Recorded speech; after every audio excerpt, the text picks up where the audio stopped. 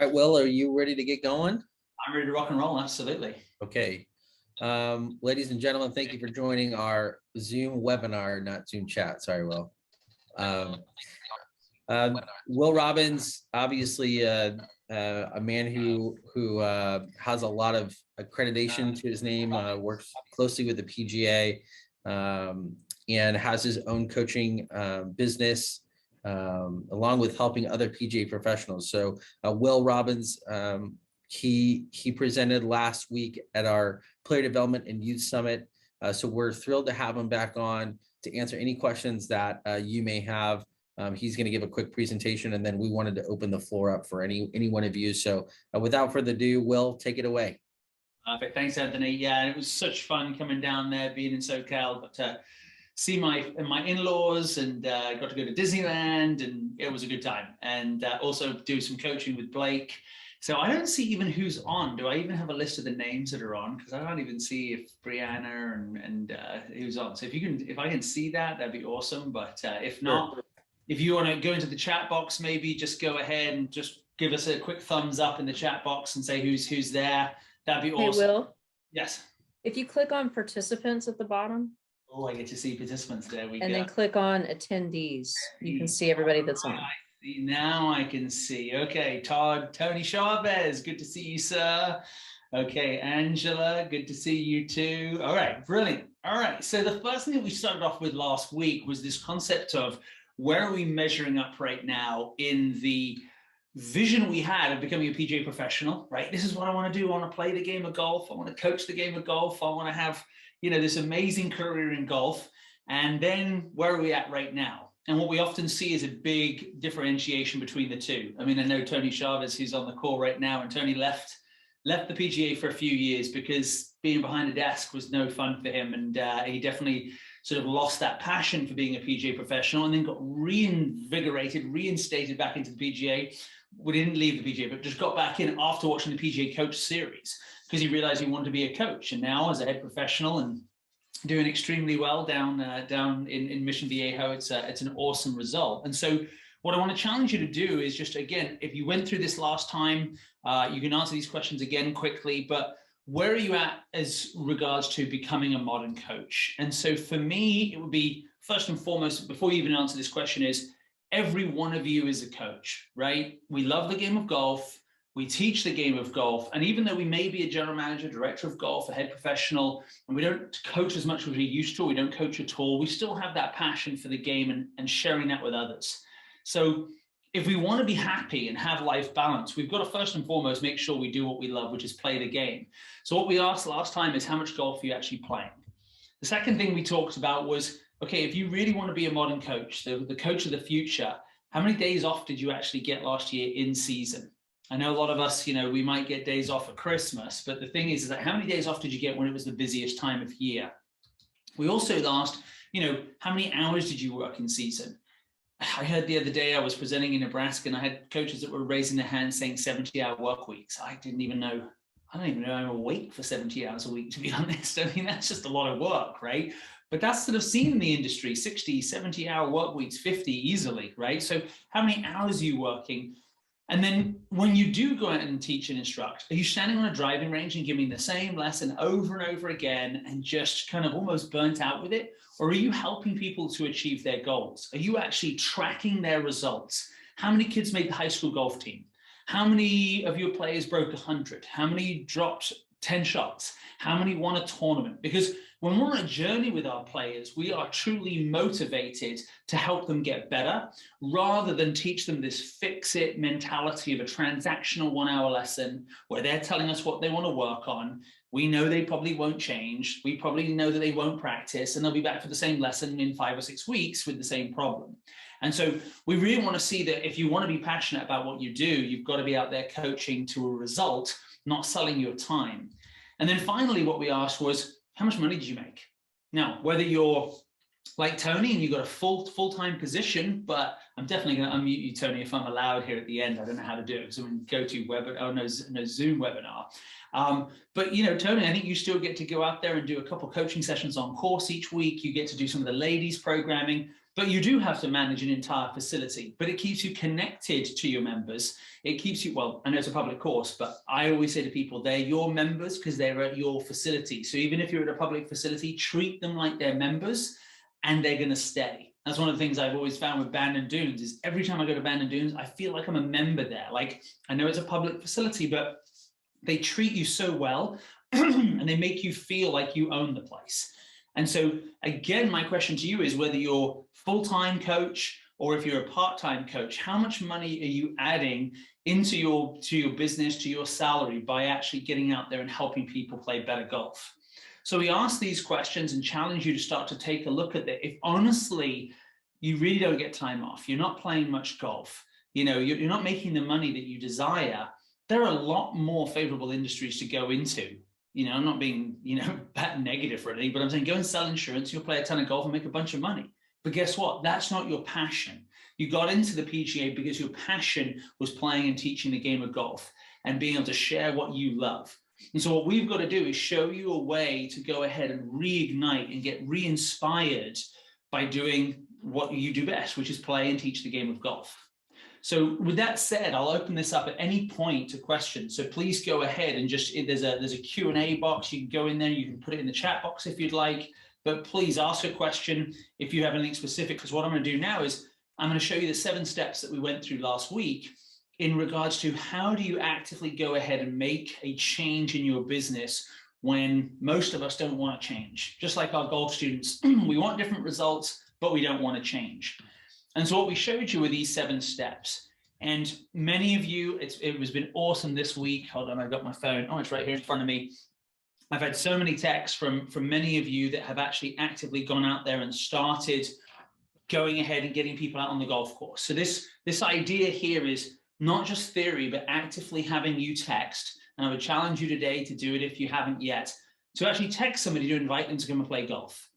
I think what's happened most recently in our industry is we've thought that a good website and a good social media presence is going to help us to become a better business, better at business. It might bring more awareness to what you do. It doesn't make you better at business. If the model that you have is broken, it doesn't matter what technology you get. It doesn't matter what certification you get. It doesn't matter how many social media followers you have.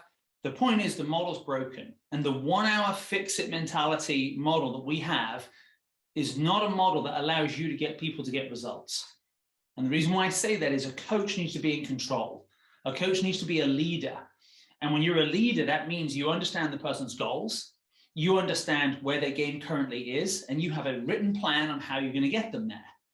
Well, how are you going to do that inside of a private 1-hour model where they're telling you what they want to work on, when they want to show up next, and whether they're even going to do the work or not, or even ever come back? So it makes it very difficult when we look at that model. So the model that I teach and coach is all about transitioning from time to results and private to group. And the first thing that we did was we went through the process and we just outlined the benefits. Why is it so beneficial to go ahead and get people on the golf course and get people on the course in groups? And whether it's for the student, because they get to go on the course and hit different shots, meet more people, have more time with you, simulate pressure, learn how to score, take away the pressure because they're in a group, so it's not one-on-one focused, get rid of all the thinking and start to learn how to play. I mean, the list is endless. Or you can think about the golf course. Well, you're connecting more members and more people, which means they're going to stay in the game. They're going to spend more money. They're going to practice more often. I mean, it's great for the facility. And then for you, well, it doubles your hourly income. You go from $100 an hour to $200 an hour without increasing your price, because you're able to take 4 people on the course at the same price for 2 hours. And guess what? You've got double the money in half the time. So you're working more effectively. You're assessing someone's game so you can build a plan for them, so you can guarantee them results. I mean, this is a total no-brainer. I mean, it's just like you ask any amateur golfer, what's more effective? Stand on a range and swing 25 7-irons in a row, or get on the golf course and go and play 2 hours of golf with your pro? Which would you prefer? Every one of them says, I want to go on the golf course and play with a pro and see how and learn how to play. So when we understand the benefits, we believe in it. And once we believe in it, then we're able to go out there and define who we want to help. So what we had everybody do was literally, and for everyone on the call right now, who's one person that you know needs to get on the golf course with you? You know for a fact that if you could get them on the golf course, that you could help them. And usually what we see is it's someone who's got a whole ton of anxiety, somebody who's thinking way too much, right? They've got every swing thought under the sun, but they can't do it on the golf course. Somebody who has a ton of potential, but always has blow-up holes and destroys their round of golf. Somebody who is disconnected. They don't know nobody at the course, and they're too afraid to go and ask. And the list goes on. A high school player that isn't able to play under the pressure of high school golf. But what do you think that person that you've got written down would need? And if they got on the golf course with you, what would be the solution that they would get? And the minute you start to realize if they could get rid of blow-up holes, they'd break 90 for the first time. And what we do here is we get away from trying to build a package and a program and sell something to, I'm thinking of one student that needs my help and has a problem that I can't solve on a driving range, but I can solve on the golf course. And when you have that, you then can build out your offering. And what we talked about last week was this simplicity of a 2-hour on-course playing lesson with 4 people in the group. That means you're simulating the pressure of regular play. You're also not playing 9 holes so that you don't get caught out on the golf course and it takes too long, but it's giving you enough time to go ahead and play that game that you want to get out there and see them have struggles, have their game break down, have them run into problems, and show them this is why you shoot 90, not because of your driver, because you just had 4 3-putts in a row and you have no distance control. So I can take 4 strokes off just by putting, but your driver is actually pretty decent. But that's the same person who would have wanted a 1-hour lesson to fix their driver. So as you build out that offering, in step 4, what we want to do is we personally reach out and share the idea. So this was the concept of literally, we go ahead and we text that person and we just say, look, I've got an idea. I want to get on the golf course with you, with other people that I teach who are committed, and I think it'd be a great opportunity. Are you interested? Now, over the last 12 weeks, I think I presented this, 9 times. And yesterday in Nebraska, I had about 17 people get responses while we were in the room. I had one guy get a whole foursome signed, basically all in for it. And the key thing here is that you're just looking to start a conversation with these people, just for them to start to realize that you've taught them for a long time, but you've never seen them play. Or they've been taking lessons, they've been doing practice, but they're not getting better. You're missing something. So what we're doing here is not saying that you should never teach a 1-hour lesson. We're just saying that if you start to add this to your toolbox, you're going to be a better coach for it. And then we dived into some questions. The key thing here is not to get on the phone with these people or after a lesson, start telling them about your program. They don't care. They don't care about your program. They care about their golf game. So what we've got to do is ask them a ton of questions. What are you struggling with out on the golf course? How's your game traveling when you play at other places? What's the most nerves that you have on the golf course? Is it on the first tee or when you're playing good or when you're playing bad? What are you struggling with, in the last 3 rounds of golf that you've played? What's your goal on the course for this year? What tournament do you want to win? Everything has to shift away from swing and start to go to score. And when we do that, they start to open up, they start to talk, and then let's give this a shot. Let's get out on the golf course, let's play, and let's have you look at my game, and let's build a plan to improve. And then I challenged everybody to go ahead and basically repeat this. Get the other 3 people in the group and get this started up and get out there on the course and make sure it fits your schedule, make sure it fits their, whether it's evenings, early mornings, but get them out on the golf course and start to watch them play the game of golf. And then finally, we just talked about how do you get ready on the first tee. All of us are professionals. We've taught the game. We've played the game for a long time. Most of the people that we are going to be teaching and coaching are shooting 90. So our goal is we're going to be awesome once we get out there. We're going to have a great time. But what we need to do is set the expectations on that first tee box that is, hey, listen, when you get on the first tee, express your gratitude, but also lay out the expectations that we've got to keep up pace of play. I know that you're going to be nervous, but it's okay to be nervous because so is everybody else. And I don't need you to play good golf. I need you to play your game of golf. You're struggling, so I want to see how you struggle on the golf course. I'm not going to answer every question that you have because I want to just let you go and play the game of golf and observe. And over time, I'll ask questions. And in future sessions, absolutely, I'll start making those changes. But most pros are so quick to try and fix because they're selling their time. Because they're thinking, well, if you've got an hour, I'm charging $100, I better give them at least 10 things. Whereas if you're selling a result, at the end of it, your solution might be, I'm getting rid of your driver. You're not allowed to chip with a sand wedge. You have to chip with a hybrid. And the only practice you need to work on is lag putting. And just by doing those three, you might take that player from shooting a 105 to a 90, and you never actually taught them anything on how to hold the club, how to swing the club, how to get a better impact. You saw the problems and you solved those problems. And this is why with RGX, my company, we teach our coaches how to guarantee results. So that if that student doesn't get there, you teach them for free. So they basically keep coming to sessions until they achieve their goal. Now that might sound scary to some of you, but what it actually does is it forces you to A, not overpromise, B, cut out 90% of the stuff that's not important, and then C, hold your players accountable to showing up, putting in the work, and doing what you've told them to do, which is what a coach really does.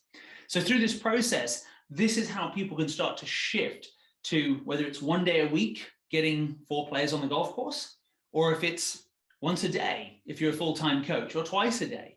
But if you implement these concepts, this is where you start to make just insane amounts of money, get your life back, and have all the joy you could possibly have in terms of playing golf on the golf course with your students. And so what I'm going to do now is I'm going to open it up to questions and whatever anyone wants to ask in the question box. And if we have questions that have already come in, oh, hold on, let's see, okay, here we go. There's questions right there. A lot of what we did last week was we told this through stories. So some of you may have questions about different professionals and, you know, or different types of locations, or you're a director of golf, or you're a head pro, or, you know, you're looking to become a teacher. So yeah, Anthony, do we have any questions? If not, I've got a bunch of questions which I know that they'll be thinking in their head, but not asking yet. We don't have any in the question box yet, but I did have a question, Will. Okay, go for it. During your series, so what's the percentage of kind of group lessons to individual lessons, especially with the people that you kind of help? Is there any recommendation that you give, or is it sort of up to each individual professional? Do you do all of your lessons as groups? So yeah, so I do, yes. I do that because I see it to be the most efficient, but that doesn't mean anybody else should. I think the best way to answer that question is, what's the right fit for you, your comfort level, your student's ability, your facility, your price point? I mean, it's all about taking a step into a new form of coaching. And so for some people, it might be, okay, I'm going to do every 4th lesson, I'll do it on course with people. So they'll buy 8 sessions and 2 will be on the course. So I'll teach them privately and then I'll go to coaching. Well, my experience is you do that, and then the next thing you go realize, wow, I made a bunch more money and they got better in the playing lessons. Maybe I should do it every other lesson. And then you go, wow, supervised practices and coaches sessions when we're all competing against each other. And Angela, you were there, you know, and you got to see, you know, we're all competing against each other and putting against each other. This is a lot more fun, and I'm making twice as much money, and it's better for my students. And maybe I should shift to that. And then you'll find that sweet spot that you might be 70% private and 30% coaching, or you might be 70% coaching, 30% private, or 100. So you find out where you need to be. And as an expert, that's what you'll find, that comfort zone for you. And then that's the cool part about it. It isn't just it's not a set model that you have to do it this way. It's what works best for your students, you know? Looks like oh no, that was Anthony. Please ask questions here. Oh, no, that's you typing that in. Okay, now it makes sense. Does that help with your question, Anthony? It does. Yeah, I have another question too. For those who work at kind of busy facilities, you know, how does that look? I'm not sure, well, when you do your coaching, if it's at a public facility, but kind of getting that course access, how does that look? I think it's probably easier at a private golf course because you have members, and the head pro can't say no to a member. So at a public course, they can say no to me because they're paying public. So if they've got a $70 tee time and I'm offering them 25, they'll say no. So at a private golf course, you speak to, remember, you're the coach, right? So your role, you're the captain of the team. Your role is to get these players, and then you have them go in the pro shop and let them know, hey, we need a tee time. And especially if you're at a private course and you're a pretty decent player, I'd probably go 3-to-1 and play with them, because most private courses won't allow 5-to-1. If they can, do it, because then you'll make more money. But if they did 3-to-1, so you might increase your price a little bit, and then you should go and play golf with your members. Or you can go out and say, hey, listen, I know you guys are playing this Thursday afternoon. I'm going to charge you and I'm going to just come and watch you. I'm going to go on the golf course and watch you. I mean, you can get creative however you want, but when you start to tell members, I want to get on a golf course and practice and play and show you how to play and build a plan and guarantee results, trust me, they are going to get a tee time for you to get on the golf course with them. And private country clubs, my experience has been, they're there because they're successful, which means they understand that they don't look as time as a very good solution, okay? Because time is finite. And so their whole goal is the more time I have, the more money that I'm willing to pay for it. But what they mean by have, I mean have in their pocket, not out of their pocket. So think of it this way. If you can get me to break 100 in one 1 hour session, or I can do 25 1-hour sessions, they see the value of having 24 1 hours in their pocket more valuable than giving you the money and spending it with you. This is why they valet their car, have people clean their house, have people mow their lawn, because they see the value of, I prefer to be with my kids, I prefer to be at a business meeting than doing those things. So that to me is where it shifts, where when you start to show them, I can take you from 95 to 85 in 5 playing lessons guaranteed, they're like, well, that sounds way better than doing 25 hours of 1 hour lessons with you over the next 6 months to get to the same score. I want the result. So the minute you shift that thinking from time to results is when you're going to speed up and start to build. I was just on a call this morning with Bo Baker. He's up in the Pacific Northwest. And he's like, Will, I've got leads coming in every day. I had 5 leads today and they're just getting put on a wait list because every coaching program I have is filled. Nobody barks at the price. Nobody. Here's a guy that was doing $40,000. You saw the video of him, $40,000 a year and a half ago. He's a 7-month season, 35 hours a week, doing over $120,000 with a wait list as long as his arm. And he's getting to live his life. And he's not even 30 years old yet. You know what I mean? So that's the future to me of coaching. We have some questions that came in. Yeah. I'm going to read through, I'll read through the first one. There's 3 of them so far, Will. So first one, from Angela Fenn, once you've created a group and have committed students, what student teacher ratio works best? Also, when you get them on the course, how do you determine what to work on first with different types of players? And then I'll throw this in here. Chuck asked, do you also play in your on-course lessons? Yeah, those are great questions. So I think, again, this comes down to you've got to sort of answer these questions for yourself, and I'm going to help you to answer them. But my belief is this, is that if you play with your students, you must play to their golf game, okay? There is no point in getting someone who shoots 97 and you get on the first hole and you rip a driver with a hard draw in it and it goes 260, even though that might not be a long way in golf terms. That's impossible for them to do. And they go, this is fun. I'm going to get to watch a pro. And they really love it. They love it because they're watching a pro today and this is awesome. But do I need to watch it again? No, because I'll never do that. Like I can't get the ball to do that.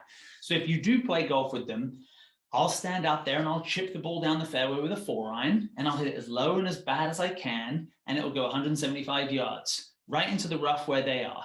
And then I'll hit another 4-iron along the ground. I mean, literally I'm stabbing it into the ground and I'm trying to hit every shot that they could go. And some of them will be like, after 3 holes, like, why am I taking a lesson from this guy? Until they realize, oh, he's even par and he's hitting it exactly the same way as me. Now, I probably wouldn't shoot, let's be honest. I probably wouldn't shoot even par if I'm going to do that because I don't want the gap to be that big. Like, so they're shooting 97. So they're going to be shooting a 46 or a 47. I'm going to shoot like a 39, right? And they're going to go, that's a 78. And they thought 78 was like, oh my God, 78 is like perfect ball striking. But all I'm doing is bunting my 4-iron just short of the green, chipping with a hybrid because I don't want them to chip with a lob wedge or a sandwich because they're not any good at it. And then I 1-putt or maybe I 2-putt a couple holes. And they, at the end of it, say, oh my goodness, like you just shot 78 for 9 holes, 39. That's a 78. I just shot 47. That's 94. Oh my goodness. And they're having this aha moment that every shot I hit was a shot that they could hit. But what was different?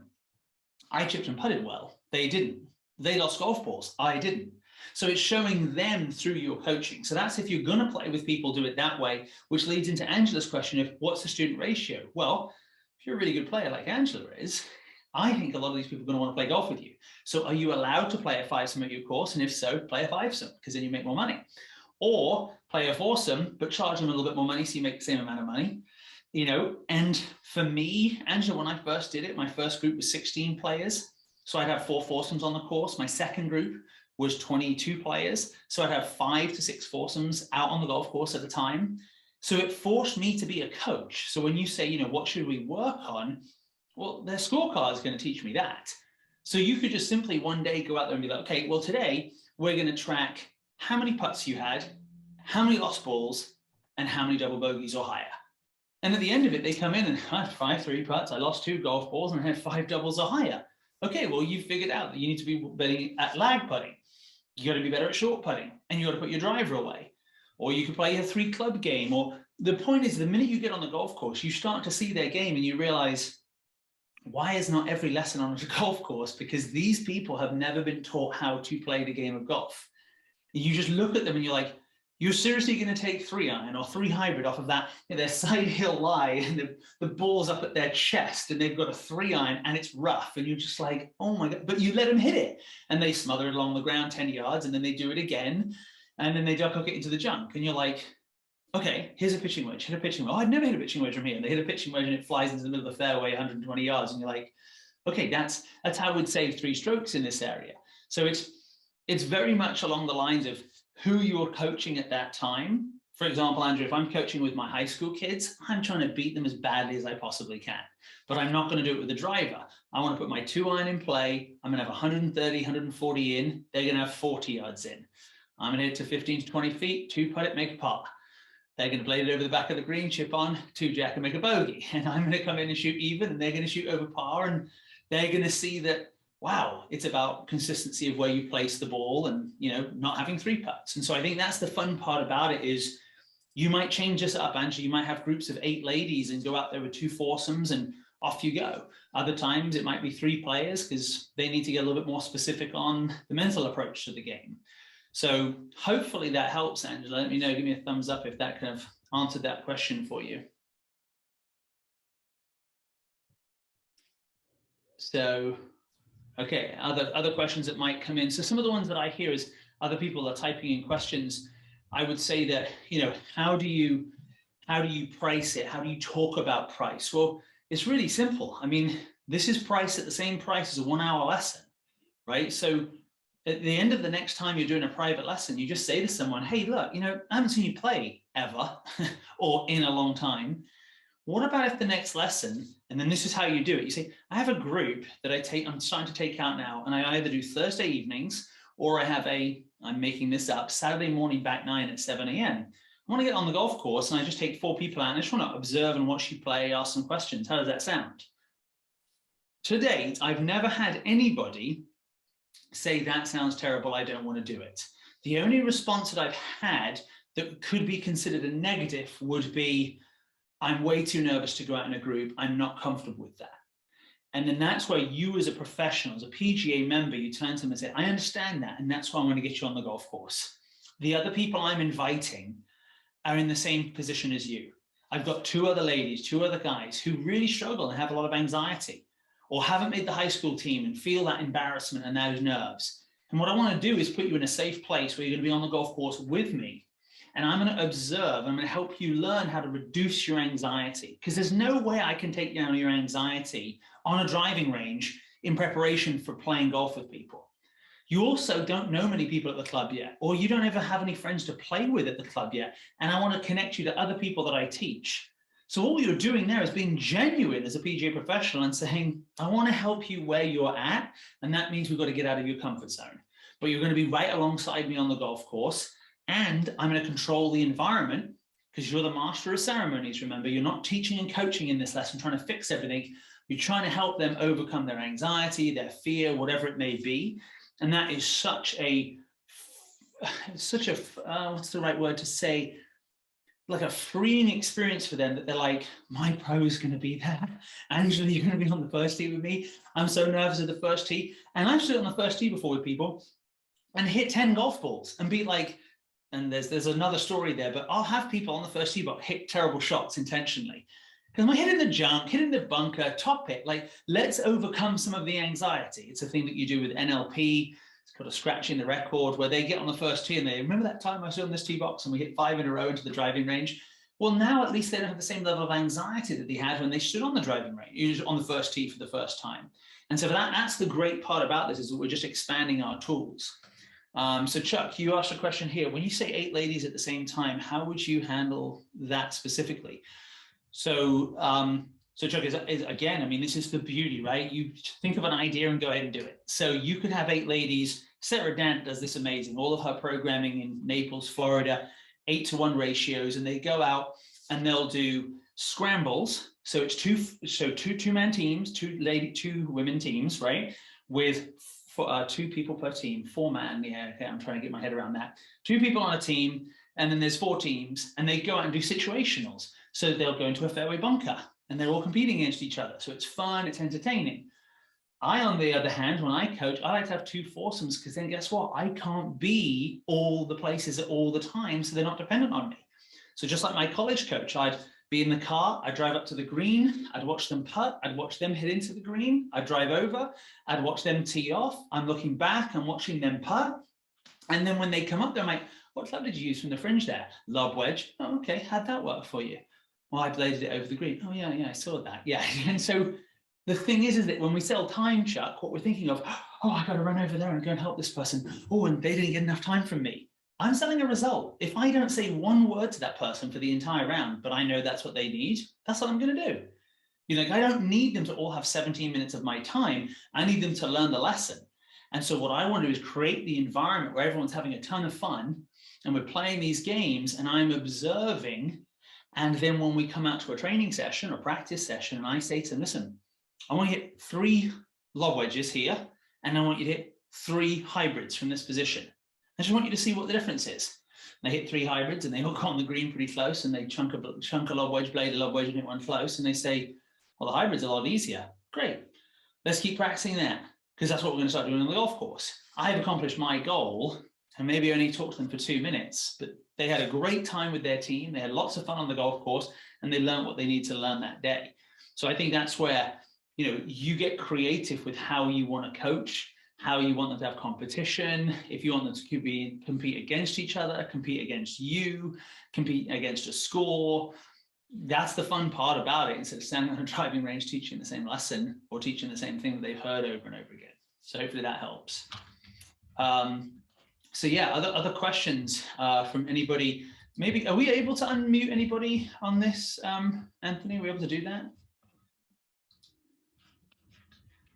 Let's see if Tony Chavez, let's see, allow to talk. Look at this. Let's see if Tony's there. Tony, are you there? Hello, Coach. Hello, everybody. Hey, Tony, how's it going, buddy? So talk to us a little bit about what you heard today, but also just, your journey. You're in SoCal, and how you're coaching now with all the responsibilities of running a whole facility and managing staff and things like that. I think you answered half of that already by saying that I was out of golf, but then reignited my passion when I got into the modern coach. The second half of the story is, well, for the last 14 months, I've been here at San Juan Hills Golf Club as director of golf. It's a busy club. It's a big job, but I've gotten the opportunity to put together and put into action what I learned from you. And now I can happily say that I'm seeing, I teach about 4 hours a week. And my students are super happy. I get my additional income, and I meet my need of sharing. And all my 4 hours are group classes. So because they're group classes and I have multiple students per class, my income has been like it hadn't been in years past. So I get to fulfill my need of sharing. I get to help people, and I get one big thing. All my classes revolve around after the class, sitting down for 10-15 minutes and have a appetizer or an ice cold drink here in the bar. So the facility is seeing that traffic. People are buying memberships. They're buying drinks, and then that's how I get to prove my I get to prove the player development model of bringing people that are increasing spend, more traffic, and all that good stuff to the facility, and makes me more valuable. Yeah, I love that. And I think what's also cool there as director of golf is, sometimes as teaching pros, the director of golf, general manager, head pro don't see the value.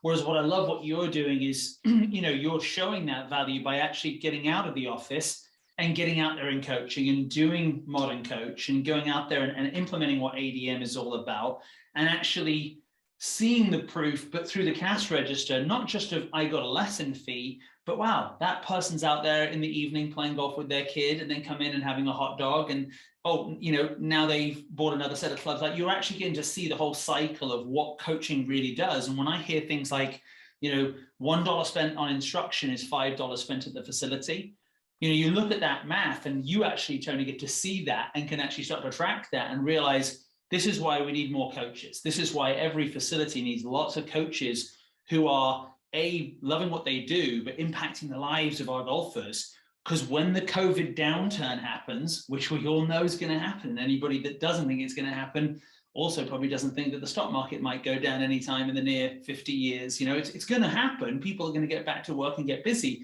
But if they've got a coach and they're connected to their facility and they're engaged and they're in a community, it's very hard to not prioritize that money and that time.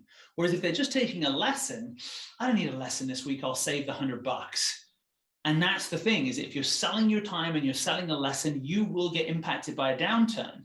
And the way I know this is I opened up my company on April Fool's Day in 2008. 2008 in November was not a great time. Neither was 2009, 10, and 11. And I 10x the size of my company in the 3 hardest years financially that we've ever been through. My company 10x'd. Okay, so that was pretty good because I wasn't selling lessons. I was actually selling the experience.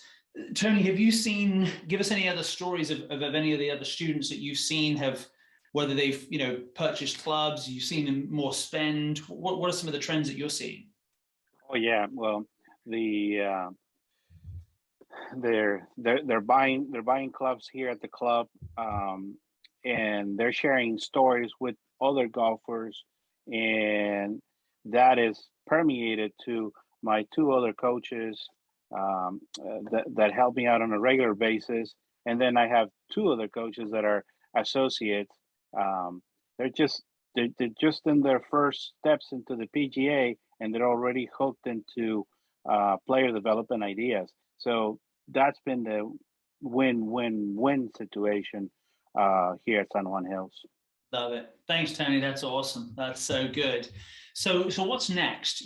So the biggest thing that I would say to all of you is PGA Coach. PGA.coach is where you go and get the training. Okay, so if you've done that, give me a thumbs up in the chat box. But if you haven't, I'm telling you right now that the training videos that I partnered with the PGA of America 3 years ago, that's how Tony found out about us. And he went in there and he watched those videos. That is the groundwork that you have to do. So you're going to see how to run an on-course game assessment. Like if you want to know how to run an on-course game assessment and watch a video of me running them with students that have come from coach profiles, that's where to go. If you want to see how to run an off-course coaching session, all these pieces will give you the education, right? On top of that, you then got the coach tools, right? So there's now the app. You can sign students up. You can go ahead and manage your calendar, manage notifications, manage payments. And then on top of that, you got coach profiles that are actually going to send you the lead. So people are coming to you saying, hey, I want a lesson. I went to PGA.com. I found you. Can I go ahead and get signed up for your 9 holes with a pro? And yeah, I can't wait to get started. So what's amazing about this is the PGA of America is not just providing us with information. They're giving us new students, actual money in our pocket. They're giving us the training to actually convert that that student. I say pro because I work with so many coaches that my brain's always in pro mode, right? So you're going to learn how to convert. There's a whole sales training in there that I did for the PGA. And then they're going to go ahead and give you the training, but the tools to reduce admin, to be able to make your life simpler through communication and payments. And then RGX has partnered with the PGA of America to say, look, for those of you who are, hey, I just need somebody to take me through this step by step. I've heard it before. I know I should do it, but I've got a bunch of questions. I'm limited on time, and I know I need to make change. And that's where RGX is partnered. And that's what we do is we work with PGA pros like Tony Chavez and Blake and help them at their unique facility with their unique students to step by step build that plan out and guarantee those results. So just as my location, Will Robbins Golf, 3 of them up in Sacramento, we guarantee results for students. RGX, we guarantee results for our coaches, which is we're going to get you to this goal and we're going to help you to make those changes. And so I would just, as we finish up here today, is just remember, it's in your hands now. It's your opportunity to make change, because often I hear, what has the PGA done for you lately? Well, they're sending you money. On average, it's $535 per lead. I got 35 leads last year and we're closing around $1,500. So they're sending you thousands of dollars of money, giving you the training, giving you the tools. And then if you need it and you want a coach, we're partnered together to be able to help you on that journey. So I think it's the greatest time that the PGA's ever had, because, we've got a boon from COVID. We've got the tools that we need. It's now your role and responsibility to go forth and basically turn those into your students, your committed students who have a coach and who are connected to your facility and to that community. So Anthony, any final thoughts, questions before we wrap up today? I don't think so, Will. Just really appreciate you taking the time out to speak with our coaches here in Southern California. For those of you on the call, we'll be following up with Will's information. So we'll be reaching back out with that. So appreciate everyone being on. Will, thank you so much. And look forward to seeing you here in sunny Southern California soon. And if anyone, I just put it in there, rgxcoach.com, explore, or text me 916-742-7785. Find me a text, give me a call, hop on a call, and let's see how we can help you out. So as always, Anthony, enjoy it with the SoCal up and the NorCal. So we're going to be working together a whole bunch to just continue to help all the members down there to just embrace this and make change, and then show the rest of the country, hey, this is what happens when you make these changes, just like we saw with Tony. Awesome stuff. Thanks, guys. Thanks everyone for being here. Have a great day. Okay. Thanks, Will. Thank you. Thanks, Nikki. Bye. Thanks, Bye. Tony. Thanks. Bye.